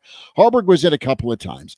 Let me ask you this, Bill. What's your feel? And my feel is I don't think Dylan's played great. I know there's been 10 turnovers in 5 games. I don't think Dylan's been the sole reason either that things have been such a struggle. So is going somewhere else at quarterback going to make this offense better? Did for USC. Well, I know it did for USC. Robert has data to back up not making a move here. Dylan's at 60% completion percentage. Harburg was at 49. Now, I think Harburg's a different thrower. I don't think he's the same thrower as Dylan. That said, the run element here with Harburg is that an equalizer against an Iowa and or a Wisconsin? I mean, how do you win next Saturday? What offense, what play call, what personnel can Dana turn to get this offense to score more than 13 points? Well, Dylan was 70+% through the first 4 games of the season. Yeah. So that 60% number has dropped fairly dramatically, and the yards per completion has also dropped pretty dramatically since the month of September, shall we say, and since the beginning of conference play, which is that's the standard reason you're playing against better coaches, better teams, better players. So those numbers were bound to go down no matter what. But to say he's at 60%, I don't know what that would be, what he is over the last 4 or 5 games, something like that. That's probably a pretty dramatic change. But again, that's just a level of competition. Maeva comes in today. He gets the start because Lincoln Riley wasn't afraid to make a change. And remember, I can't, is it Malachi Nelson? He was supposed to be the starting quarterback at USC this season. He was the heir apparent to Caleb Williams, but he transferred to Boise State. So they were scrambling to find who the next man up was going to be, and they gave the job, or he earned it, to Miller Moss. Well, then Moss is not playing well, and they made a change of quarterback. And now in this transfer portal era, like I said in the earlier part of the show, he's now standing in the TSA transfer portal line with the dude from UNLV and a couple of others. But Lincoln Riley made a change for the betterment of his team to try to get into a bowl game. And it helped them today because they beat Nebraska. Now they're 2 wins away, 2 tough tests away to get to a bowl game. They've got UCLA and Notre Dame. They're not going to beat Notre Dame in all likelihood. And UCLA is a much, much improved team, although they got beat the other night by Washington. So that'll be quite the battle, right? Nebraska's not going to make a change. That's just not, it's not going to happen. Now, unless Dylan is hurt. There's been talk since the Illinois game that perhaps the shoulder has been a bit of an issue. There's been talk that it's an ankle issue. And then he got rocked, in the last game against UCLA. And there was question as to whether or not even be able to play. Probably wouldn't have played if Nebraska hadn't had a bye week. Yeah. Right. But I go back to what I said. I think Harburg should have been getting opportunities just because I think you earn that in college. This shouldn't be the NFL where snaps are mandated. I think college quarterbacks should get opportunities. And whether it's, a couple of series to do some coaching for your true freshman and to allow the guy who's earned it, who's a former starter and gives a completely different look than Dylan Raiola. I would like to have seen Danny Kaelin get in, mop up duty at Indiana because he's got games that he can play. So why not just get him out there and get some exposure to playing against the Big Ten and just have him hand the ball off a couple of times. I think Nebraska could have a spirited quarterback competition in the spring and going into next fall. I mean, Matt Rule has to understand that you have not had the progress that you did at Temple and at Baylor going from year 1 to year 2. And I've said year one at Nebraska should have been equivalent to year 1 at those other places because of all the resources you have. And the organization you're allowed to put in place. You can have anything and everything that you want. And now you've got a 5-star quarterback, but you're going to go into year 3. And if you don't make a bowl game in year 3, and I know that there's a lot of pressure to play Dylan, and justifiably so. He's a good player. Everybody thought he was a good player. But if there has to be a healthy competition in the spring and that job is open in the fall because Matt Rule's job is also on the line, hey, look, Matt Rule is not going to be on the hot seat. No, that's not going to happen. But the pressure, the mood of this place is really souring. Yes. And all the goodwill that Matt Rule and his staff built up through the first 18 months or so that they've been in town, that has evaporated, not entirely, but it has started to allow apathy to creep back in the way it was during the Riley and Frost eras. It's expiring. Right. The goodwill's expiring. Yeah. There's an expiration date on the beef, right? So if for the betterment of Matt Rule and the overall program is that there needs to be an honest, healthy competition at quarterback next spring and fall, then that's what Nebraska fans deserve. Nebraska fans deserve it more than the players do.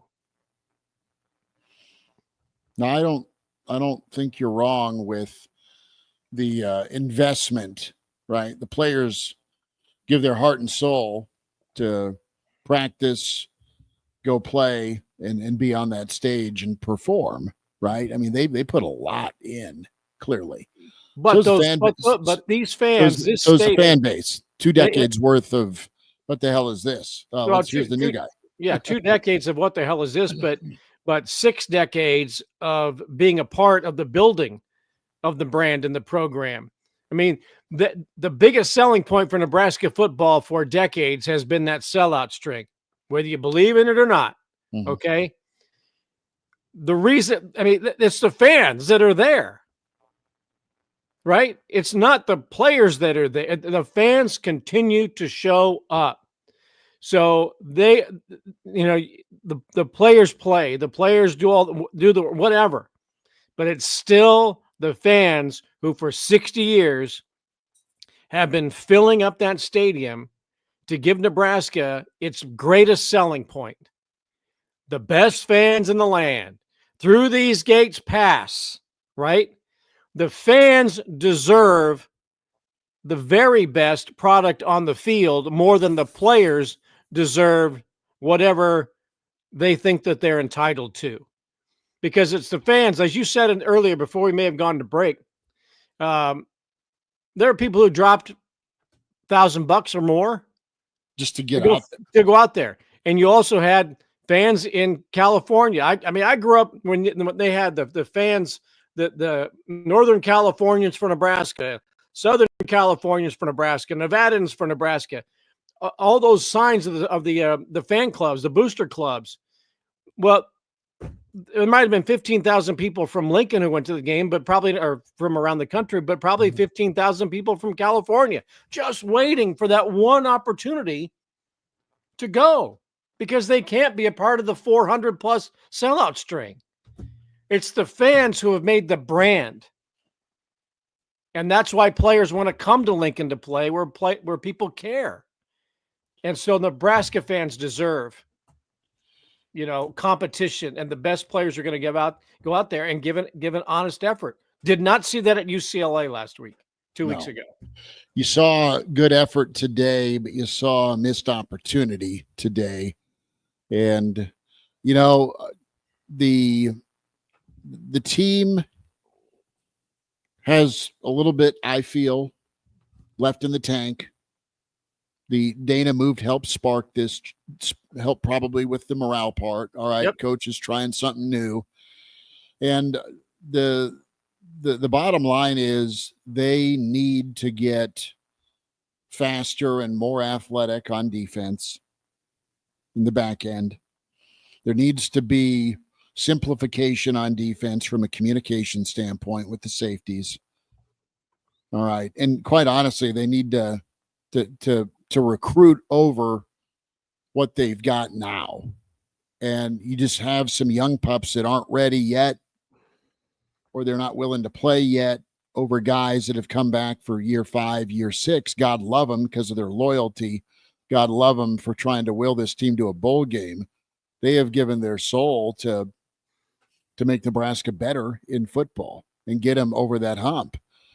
That being said, I think there's a high probability of having better athletes and better players follow these culture guys, right?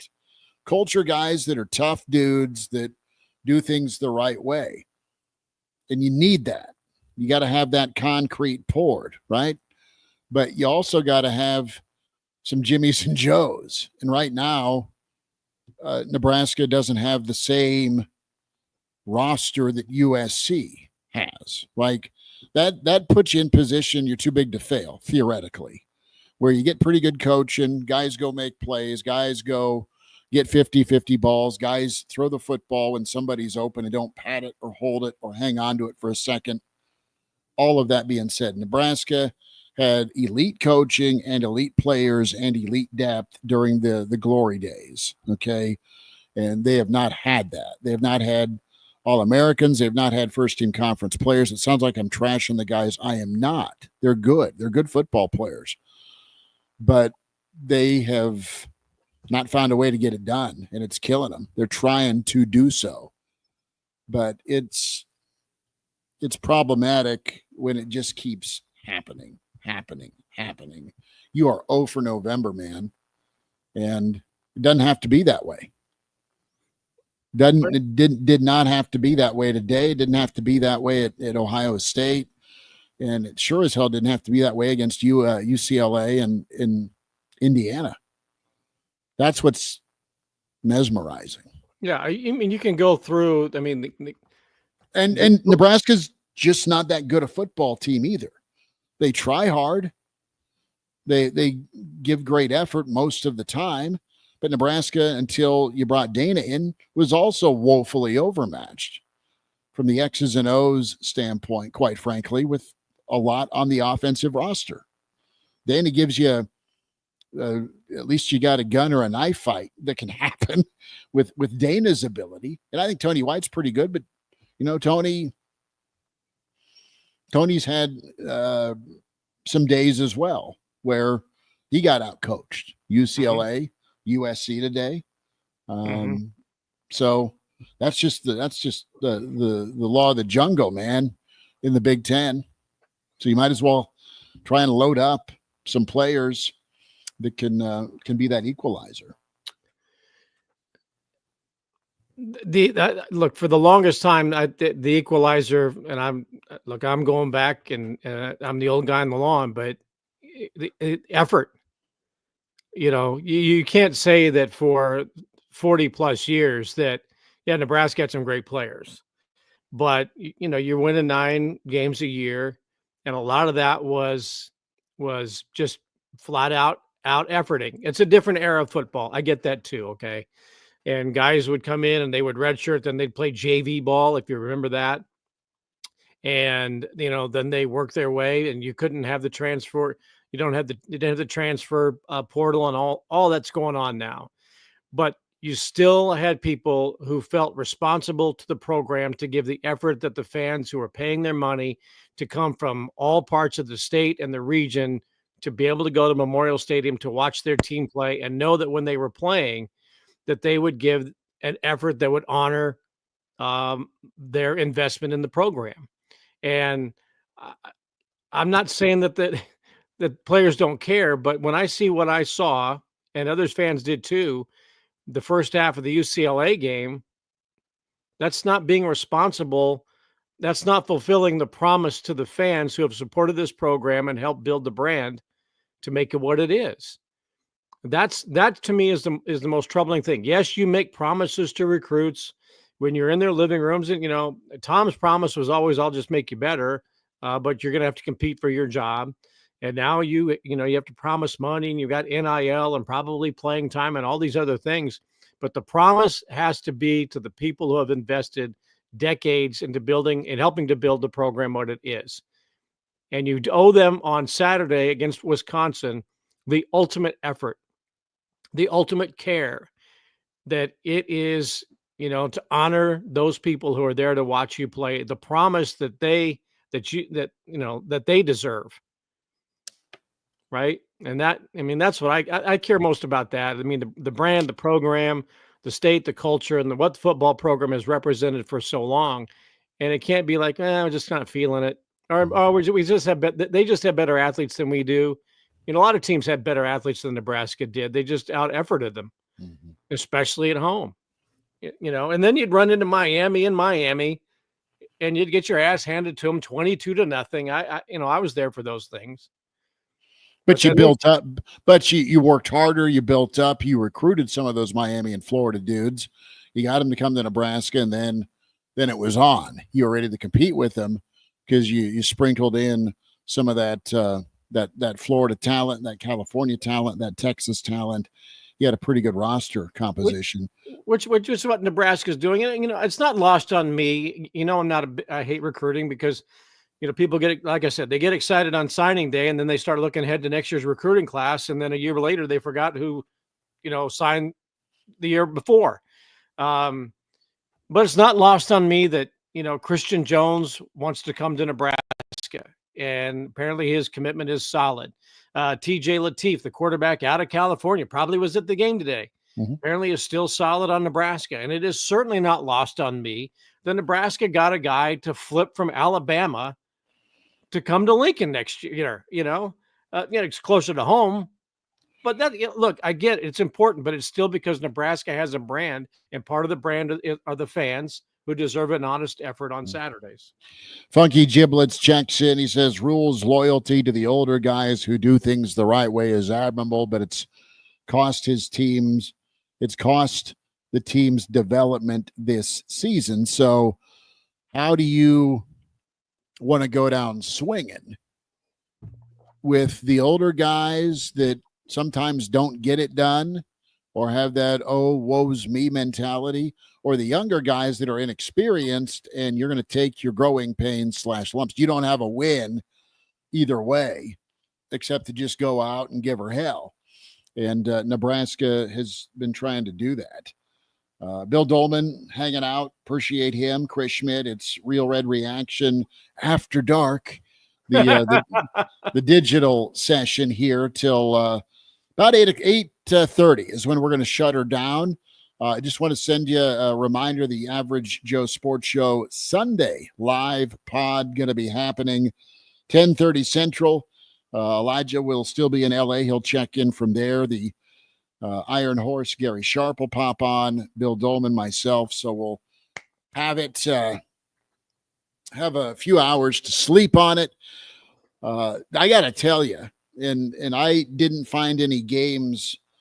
You can start doing the old chicken sound effect that I really like to put down a parlay on Friday. So I got punched in the throat by the blackjack dealer last night at the Maristar. Had a good time. Had a good time with my boy Nate Dickerson celebrating his party. We had a awesome steak.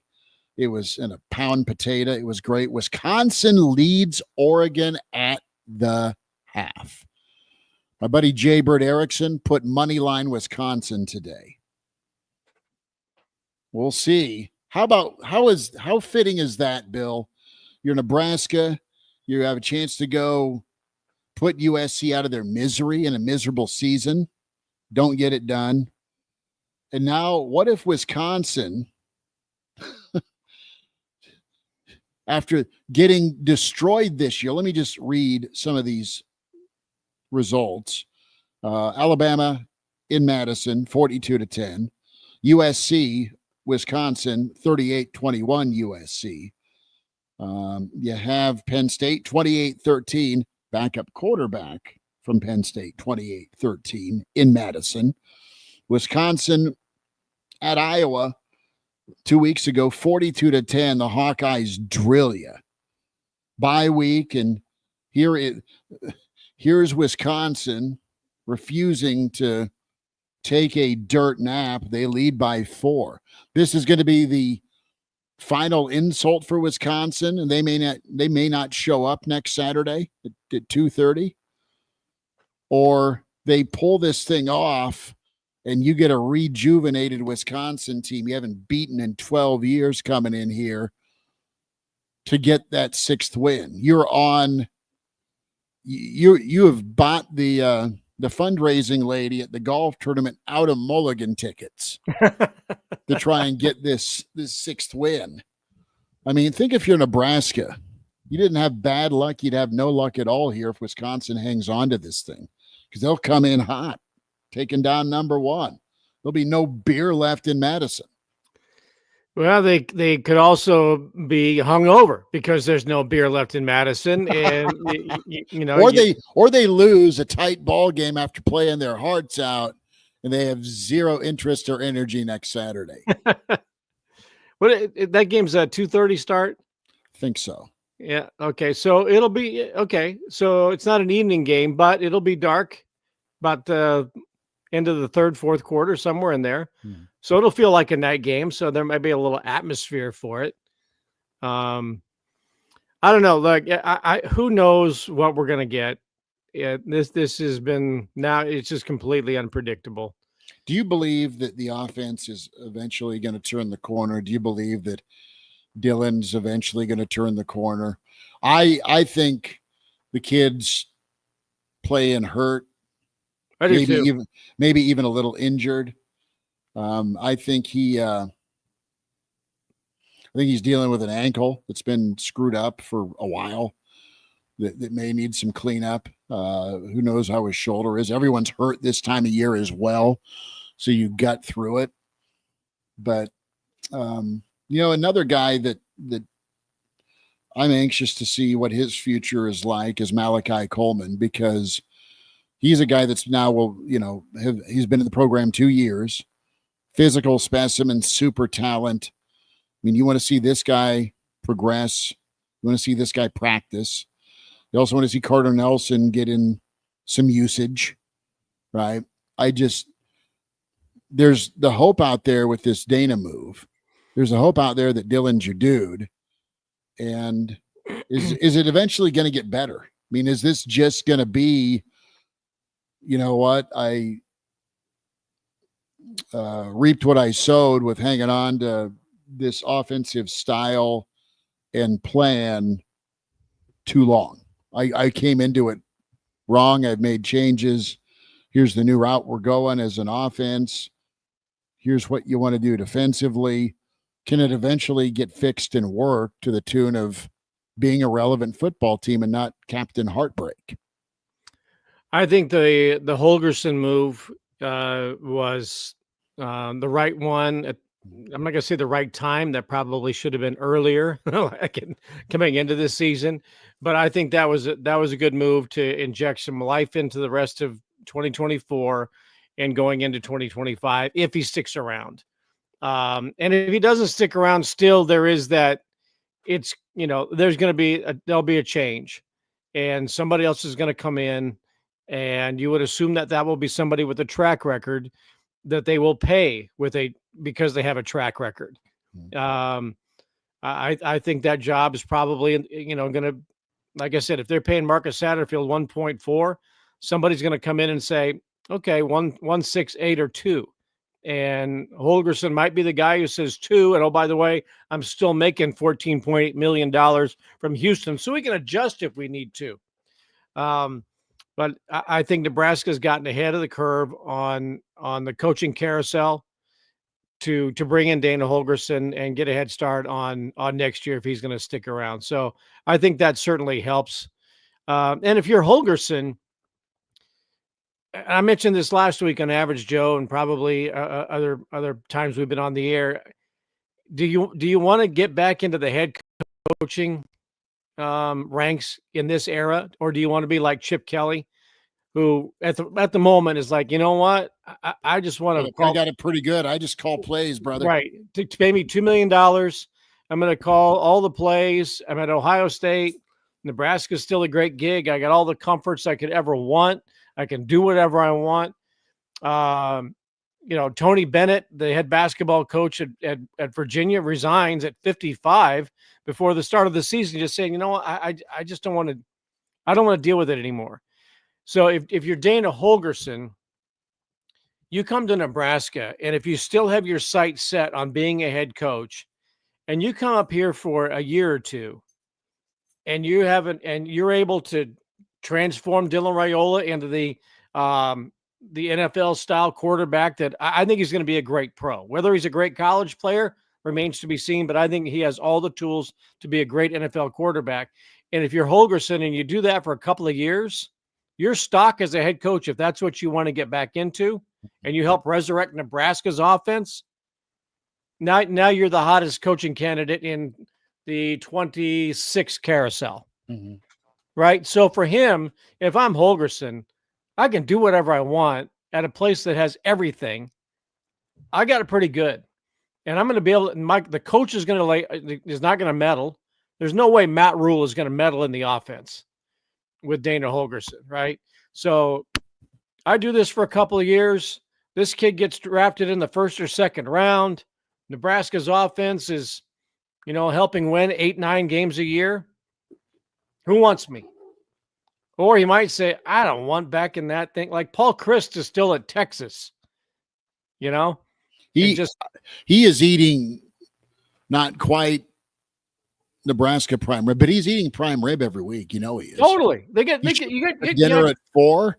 You have your own Bevo, right? You do. And a Bevo a week.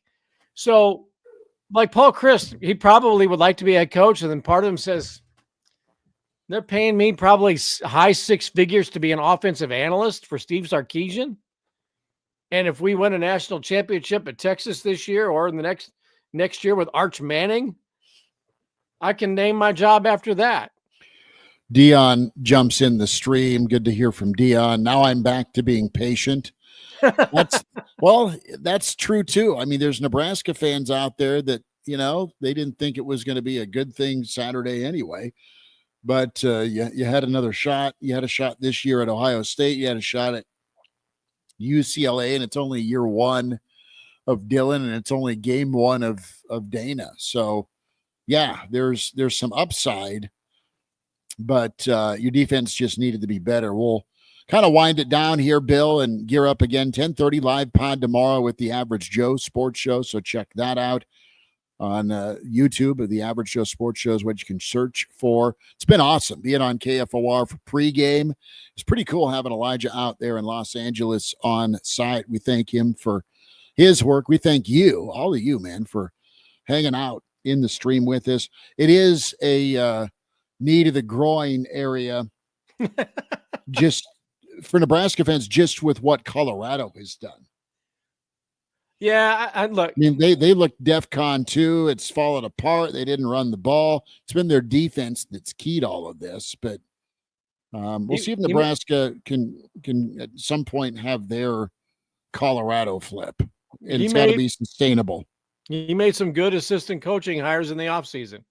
right? Yeah, he did. So hell of a staff. He's got a good staff. He also has, whether you like Shedeur Sanders or not in his antics, I think Travis Hunter. The more I see Travis Hunter and the way he presents himself and the way he represents himself and CU on and off the field, really likable guy. He's going to win the Heisman Trophy, no question about it. But what's going to happen with Colorado when Shedeur graduates? I mean, this is it. The only coach he's ever known is Dad. And you and I, Schmitty and I were talking at lunch today, and I threw this out there. What happens if the New York Giants have the number 1 pick in the spring draft? That means they've had an awful year. Brian Daboll's on. He's gone. He's going to be gone. Mike McCarthy's going to be gone in Dallas too. But it's the Giants, the biggest media center in the world. And Dion, and they say they got Daniel Jones at quarterback. What, hasn't thrown a touchdown pass since he was at Duke? Bring dad and son into New York, New York. There you go. What kind of show would that be? Deion Sanders goes to the New York Giants, and with the first pick of the 2025 NFL Draft, the lowly Giants and Deion Sanders select Shedeur Sanders. Or if he gets, maybe Mike McCarthy gets whacked, Deion goes back to Dallas, Jerry Jones pulls off some type of trade, they'll send Dak Prescott to the Giants or something. They got to take a $260 million contract. And Deion and Shedeur are reunited in Dallas. You don't think the NFL is not thinking about those storylines in their Arian Foster scripted season-long plays? Could be. I'm dead on balls accurate with that one. Well, we'll see how it works. Enjoy your night. Watch some college football. Tune in tomorrow, 10:30. Average Joe Pod Live. That's Bill Dolman, Pride of Fairbury, Chris Schmidt. Big thanks to Will Wilson. Big thanks to you. Big thanks to Elijah Herbal out in Los Angeles. That is Shaggy, Bill's dog. My wife and Liliana are putting the effing tree up. I'm not kidding. Look at this, everybody. We have 47 Christmas trees at our house. What was the line? It was an ugly tree anyway. It was not a free tree. All right, I'm going to go find some Jack Daniels. Everyone have a good night. See you.